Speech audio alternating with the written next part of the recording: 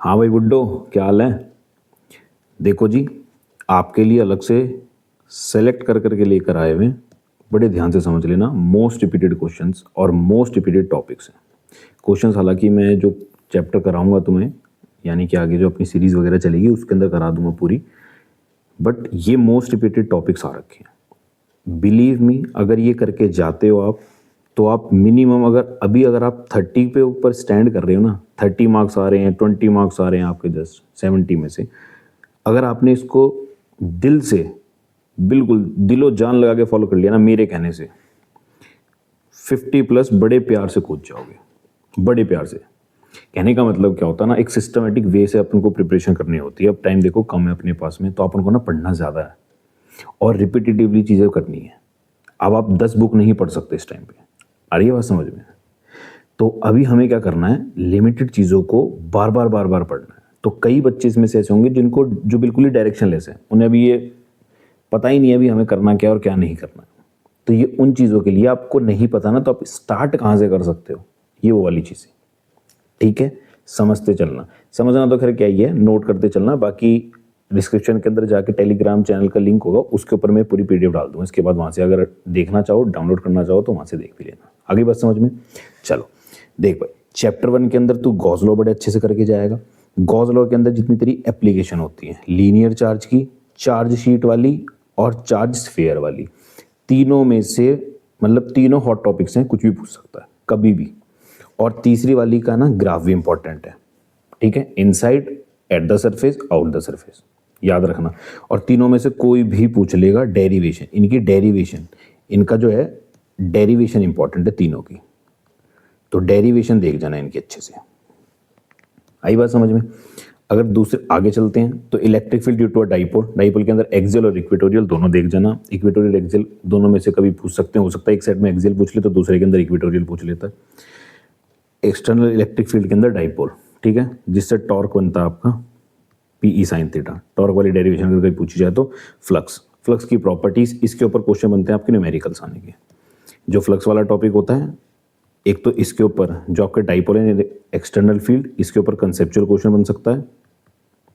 दूसरा फ्लक्स के ऊपर कंसेप्चुअल क्वेश्चन या फिर न्यूमेरिकल बन सकता है। ठीक है, उसके हिसाब से प्रिपेयर करके जाना।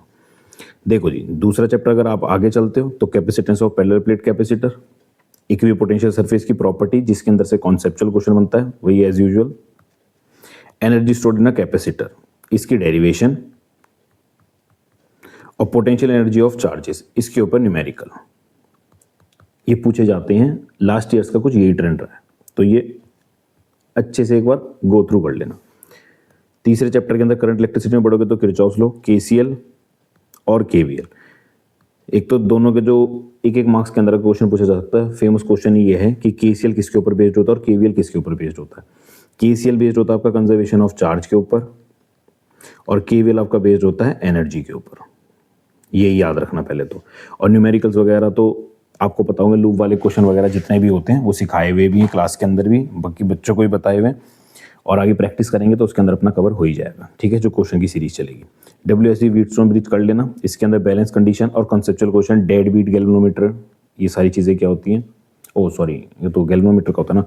हाँ, व्हीटस्टोन ब्रिज के अंदर जितने भी कंसेप्चुअल क्वेश्चन आपके बनेंगे वो गैल्वेनोमीटर, सॉरी, वो उसके अंदर होता भाई। हो जाती है गलती, नए नए हैं थोड़े फील्ड में ना, तो थोड़ी दिक्कतें आती हैं। ठीक है, अगली आती है आपके पास ड्रिफ्ट वेलोसिटी, डेरिवेशन भी इंपॉर्टेंट है, साथ में एज वेल एज आपके साथ में इसका न्यूमेरिकल भी इंपॉर्टेंट है। न्यूमेरिकल के पॉइंट ऑफ व्यू से भी बनते हैं। सेल, ईएमएफ और इंटरनल रेजिस्टेंस, इनके ऊपर क्वेश्चंस, कॉम्बिनेशन ऑफ सेल के ऊपर मैंने मॉड्यूल के अंदर भी एक क्वेश्चन दे रखा है जो बार बार पूछा जाता है, तो काइंडली उसको देख के जाएं और एक बार प्रैक्टिस करके ही जाएं, क्योंकि पूछी जाती हैं भाई सब चीज़ें। ठीक है, चैप्टर 4 पूरी यानी आपकी मैग्नेटिज्म की जो पूरी यूनिट आएगी, उसके अंदर बायो-सावर्ट लॉ, एप्लीकेशंस के साथ में motion of charge in a magnetic field. Motion जो तीनों तरीके के बता रखे हैं आपको, परपेंडिकुलर जाएगा तो, एनी अदर एंगल पे जाएगा तो, जिसके अंदर से रेडियस के ना उसके क्वेश्चन बनते हैं आपके, क्या बोलते हैं, रेशियो वगैरह वाले। ठीक है, force between parallel plate, current carrying rod, वो अट्रैक्शन और रिपल्शन वाला जो पूरा था, IBL sine theta. MCG moving coil galvanometer, हाँ आगे ना टॉपिक देखा। मूविंग कॉइल गैल्वेनोमीटर के अंदर आपके जो कंसेप्चुअल क्वेश्चन बनते हैं वो डेड बीट टाइप क्या होता है, सेंसिटिविटी क्या होती है, ये सारी चीज़ें इसके अंदर से बनती हैं।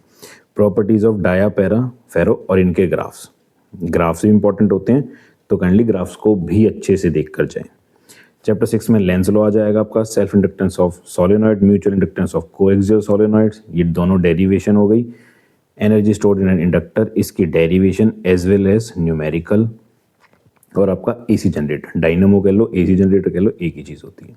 इसके अंदर भी क्वेश्चन आते हैं, ठीक है। चैप्टर 7 में आपका ट्रांसफार्मर, जिसके अंदर से आपके रेशियो वाले क्वेश्चन, एक तो प्रिंसिपल वगैरह डायग्राम वगैरह फिंगर टिप्स के ऊपर होना चाहिए, अच्छे समझ लिया करो ये चीज़, ठीक है, फिंगर टिप्स के ऊपर होना चाहिए। रेशियो वाले क्वेश्चन आते हैं NS/NP वाले।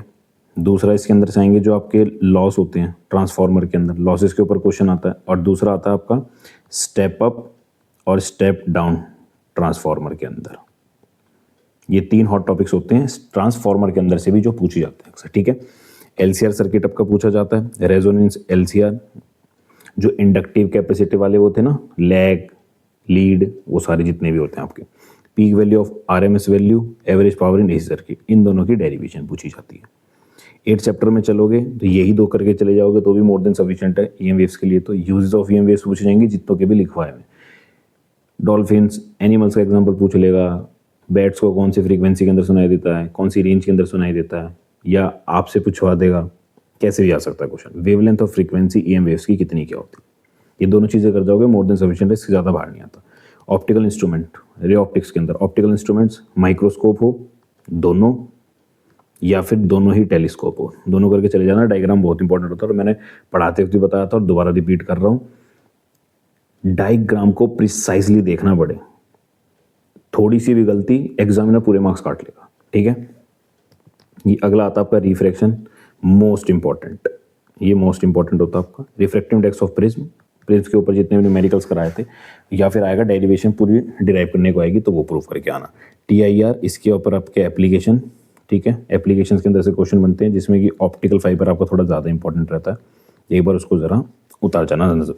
लेंस मेकर फॉर्मूला ये पता ही है, डेरिवेशन भी बनती है इस पर, न्यूमेरिकल भी बनता है इसके ऊपर, याद रखना। और कॉम्बिनेशन ऑफ लेंसेज वाले क्वेश्चन इसी के ऊपर बनते हैं, जो लेंसेज के कॉम्बिनेशन। चैप्टर 10 में आता हो हाइगन्स की थ्योरी, हाइगन प्रिंसिपल आपका, YDSC के अंदर से कंसेप्चुअल क्वेश्चन बनते हैं। रिजल्टेंट इंटेंसिटी ड्यूरिंग इंटरफेरेंस, ठीक है जी, ये देख के जाना। 11th के अंदर अगर आप चलते हो आगे, ड्यूअल नेचर में डी ब्रॉगली की हाइपोथेसिस, आइंस्टाइन की इक्वेशन न्यूमेरिकल्स के लिए आती है, न्यूमेरिकल्स पूछे जाते हैं इसके अंदर से।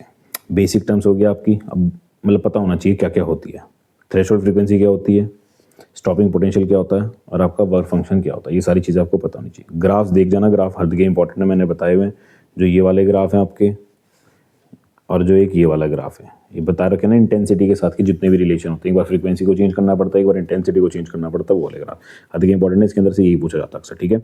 अगले चैप्टर पे बढ़ो, न्यूक्लियर के एटम्स के अंदर बोर्स के पॉस्टुलेट्स आ गए, spectral Lyman series, Balmer series, फालतू काम, रदरफोर्ड का पूरा एक्सपेरिमेंट पता होना चाहिए, क्यों फेल हुआ, क्या करा था। इसके अंदर से एक बार ज़्यादा चाहो तो आप least distance of closest approach देख सकते हो, बाकी तो हर 9th 8th क्लास के बच्चे को ही पता होता है यार ये छोटी छोटी चीज़ें। नेक्स्ट चैप्टर में अगर चलते हैं न्यूक्लियर के अंदर, तो मास डिफेक्ट और बाइंडिंग एनर्जी। मास डिफेक्ट के ऊपर क्वेश्चन आते हैं, बाइंडिंग एनर्जी का ग्राफ भी इंपॉर्टेंट होता है, और बाइंडिंग एनर्जी पर न्यूक्लियन के ऊपर क्वेश्चन आता है, ठीक है। न्यूक्लियर फिजन और न्यूक्लियर फ्यूजन दोनों की रिएक्शंस, यूरेनियम वाली रिएक्शन होती है, दोनों की करके जाना, दोनों तीनों जितनी भी होती है। लास्ट चैप्टर आपका rectifier, full wave, half wave, दोनों का ग्राफ, किस प्रिंसिपल पे काम करते हैं वो, PN junction, forward reverse bias के दोनों के ग्राफ, IV कैरेक्टरिस्टिक्स जो होती है आपकी, जीनर वोल्टेज, नी वोल्टेज, कट ऑफ वोल्टेज, वो सारी बातें जो होती है। एनर्जी बैंड डायग्राम सबके लिए, जर्मेनियम किस पे काम करता है, सिलिकॉन किस पे काम करता है, उन सब चीज़ों के लिए इंट्रिंसिक और एक्सट्रिंसिक के अंदर अपना डिफ्रेंशिएट, ठीक है। एन टाइप, पी टाइप के ऊपर इंप्योरिटीज़ वगैरह जो भी होती है अपना सब एन टाइप, पी टाइप वगैरह सब इसी के अंदर आ जाए। तो ये कुछ वो टॉपिक्स हैं जो आपको करके ही जाने हैं, मीन्स जब आप उन्हें फिजिक्स का पेपर पढ़ने जाएं, देने जाएं, तो ये तो एटलीस्ट आपको आता ही हो। अभी भी इतना टाइम है, सब कुछ अच्छे से हो सकता है और रिवाइज भी हो सकता है बार बार करेंगे तो, ठीक है।